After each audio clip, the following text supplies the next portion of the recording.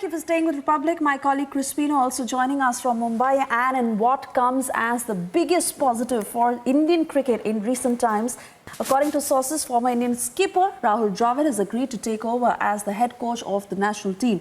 The development took place on the sidelines of the final 14th edition of the IPL last night, and sources say that the Indian team is in a state of transition with youngsters coming in, and they have all worked with Dravid, and it will be easier for them to be able to have him as their coach. I want to cut across to Crispino because Crispino, it is a huge responsibility on Rahul Dravid's shoulders, but let's also understand that the BCCI has been trying for long, 3 attempts, and he's finally agreed. What are we looking at here, Crispino?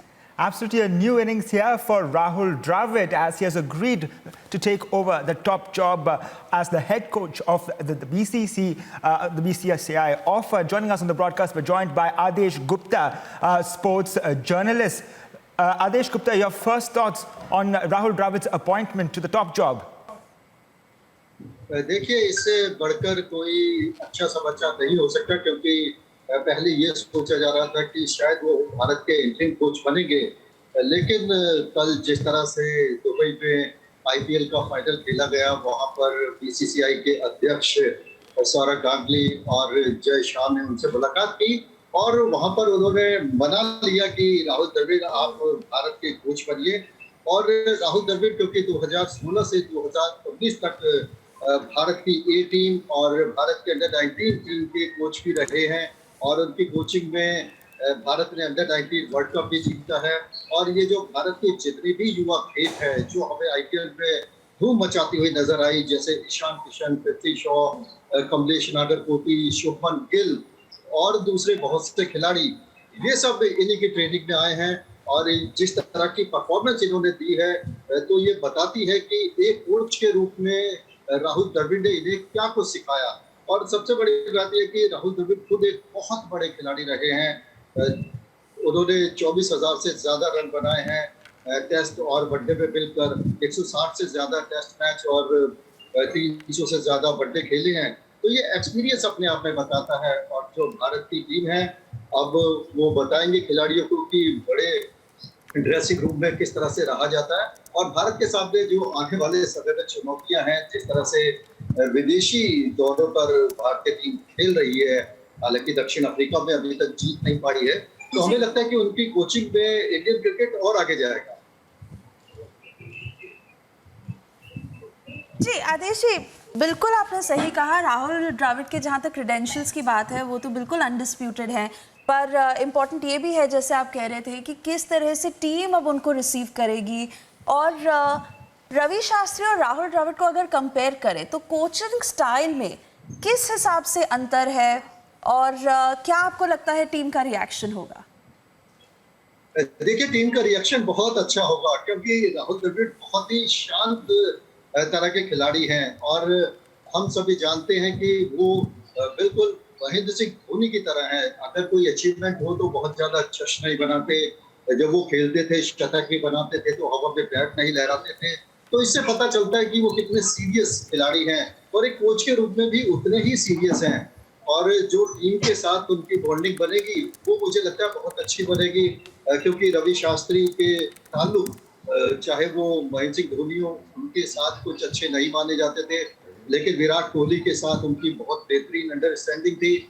दरअसल जो basic फर्क है राहुल द्रविड़ और रवि शास्त्री की coaching में, रवि शास्त्री बहुत ज्यादा interfere नहीं करते टीम में, वो खिलाड़ियों की तकनीक पर भी बहुत ज्यादा ध्यान नहीं देते और वो खिलाड़ियों को छूट देते हैं कि मैच के बाद आपकी पर्सनल लाइफ है।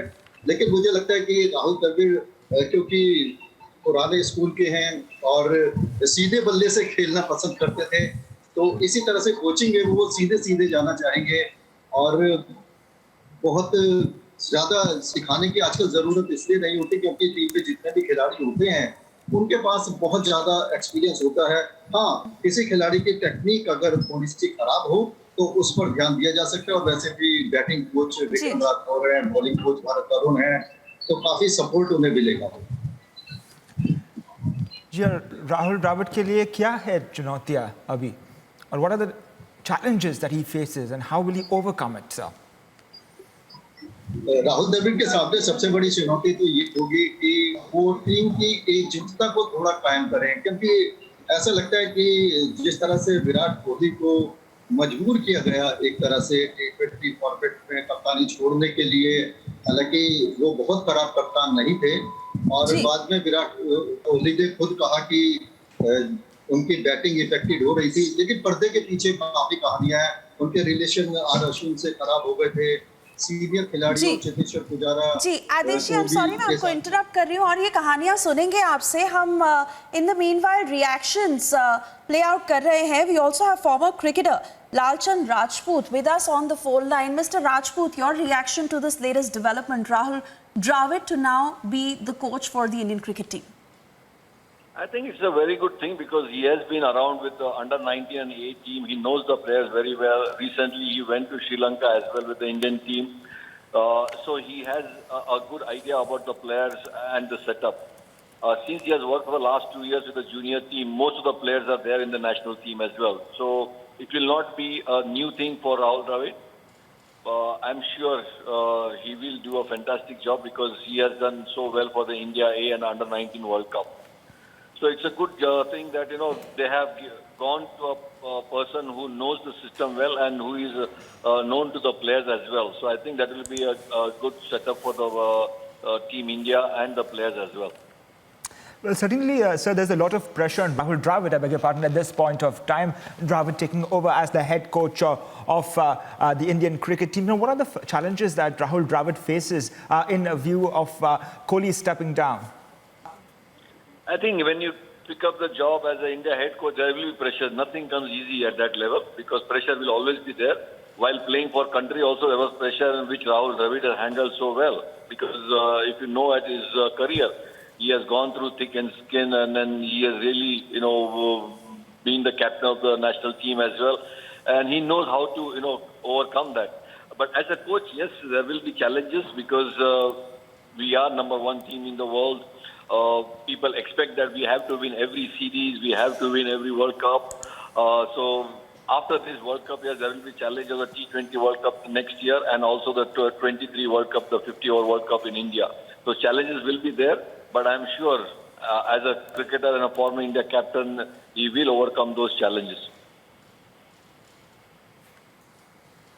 All right, Mr. Rajput, many thanks for talking to Republic this morning. Also, Adesh Gupta, our guest, who continues to be with us. All in all, Crispino, most of our guests who are talking to us this morning, everyone seeming very positive.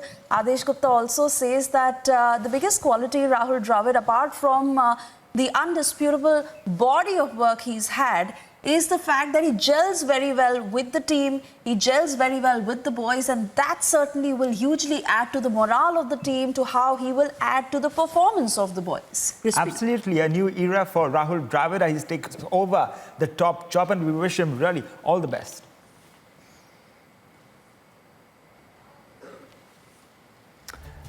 Well, Rahul Dravid will be the head coach and he will replace Ravi Shastri. That's the latest news that we're getting to you right now. Keeping